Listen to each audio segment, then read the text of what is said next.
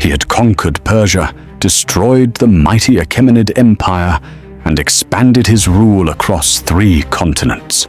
From Greece to Egypt, from Egypt to Central Asia, Alexander the Great had achieved what no ruler before him ever could. But for Alexander, victory was never enough. There was always another land, another horizon, another world waiting to be conquered. And now, his ambition pushed him toward India, a land the Greeks considered the edge of the known world. Our curious fellows of the Shadow Files, you are welcome in new episode.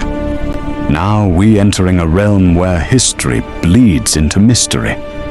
Today, we reopen the Shadow Files to uncover a secret that was meant to be buried forever. I am your guide through the darkness. Let's begin. To his army, India was a place of mystery and danger. Stories spoke of vast rivers, powerful kingdoms, and creatures never seen before. As they entered the Indian subcontinent, everything changed. The climate was harsher, the terrain unfamiliar, and heavy monsoon rains turned the land into mud.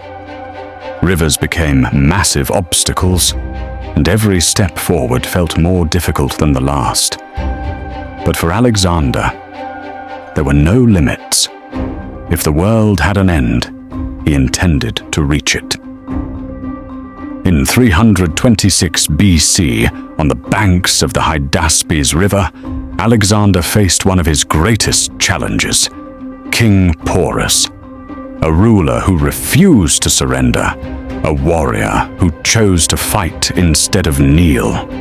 For the first time in their campaign, the Macedonian army encountered war elephants.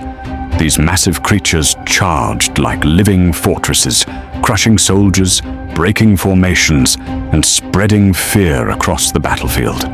Rain poured, the ground turned to mud, and chaos took over.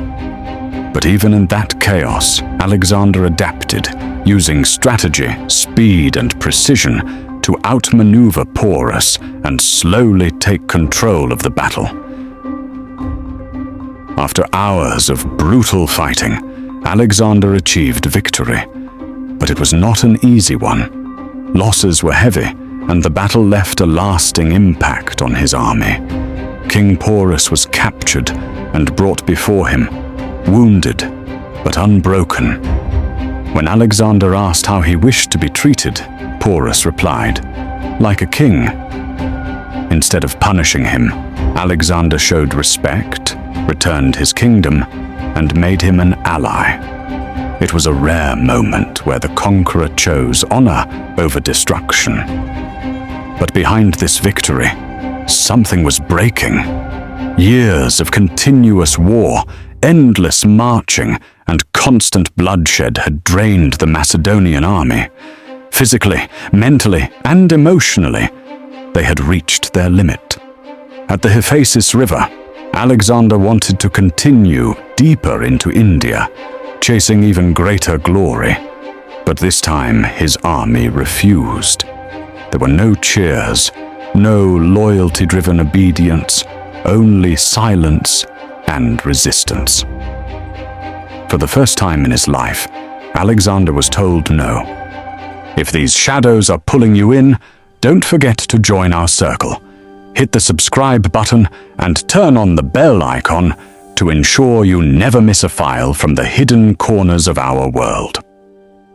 He tried to convince them with speeches, promises of wealth, glory, and immortality through conquest. But nothing worked. The soldiers had made their decision. Reluctantly, Alexander agreed to turn back. It was not a defeat on the battlefield, but it felt like one. The man who had defeated kings and destroyed empires could not defeat exhaustion. For the first time, his dream of conquering the entire world came to a halt. The journey back became one of the deadliest chapters of his campaign. Instead of taking a safer route, Alexander chose to cross the Gedrosian desert, a decision that proved catastrophic. There was no water, no food, and no shelter from the burning heat. Soldiers collapsed, animals died, and thousands were lost not in battle, but to hunger, thirst, and exhaustion. This was no longer a march of conquest, but a fight for survival. Even Alexander could not save his own army from the horrors of the desert. By the time they reached safety, the once unstoppable army was broken, and Alexander himself had changed. The confident and fearless leader was becoming unpredictable, consumed by pressure, loss, and the weight of his empire. Paranoia and anger began to grow within him. The conqueror who once ruled the world now struggled to control himself. He had reached the edge of the world, but instead of victory, he found limits. And as he moved toward Babylon, one truth became clear. The greatest battle of his life was no longer against an enemy. It was against fate itself.